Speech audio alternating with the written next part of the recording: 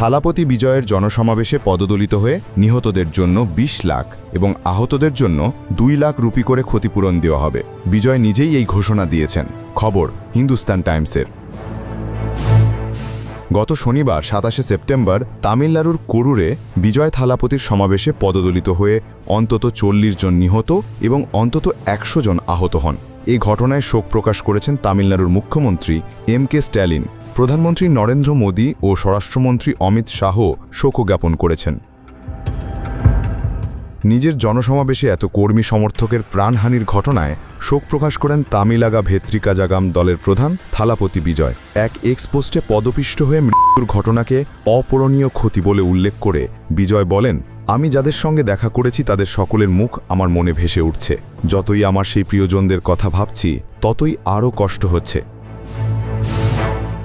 রবিবার ২৮ সেপ্টেম্বর সকালে হতাহতদের জন্য ক্ষতিপূরণ ঘোষণা করেন তিনি।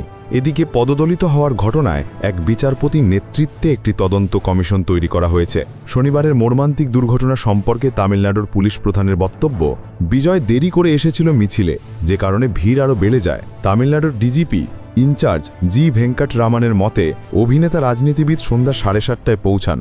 অনুষ্ঠানটি বিকাল ৩টা থেকে শুরু হওয়ার কথা ছিল। এই কারণেই পরিস্থিতি নিয়ন্ত্রণের বাইরে চলে যায়। এদিকে ঘটনায় পুলিশ বিজয়ের রাজনৈতিক দলের জ্যেষ্ঠ ৩ সদস্যের বিরুদ্ধে মামলা দায়ের করেছে। অভিযুক্তরা হলেন বুসি আনন্দ, জি.আর. নির্মল কুমার এবং ভিপি মাথিয়া জাগান।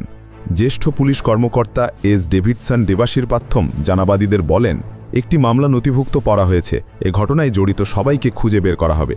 মামলায় ওই ৩ জনের বিরুদ্ধেই হত্যা সমতুল্য নয় এমন অপরাধমূলক হত্যাকাণ্ড এবং মানব জীবনকে বিপন্ন করে এমন অবহেলামূলক আচরণের অভিযোগ আনা হয়েছে। প্রতিবেদনে জিনুক রহমান, কণ্ঠে মৃদুল।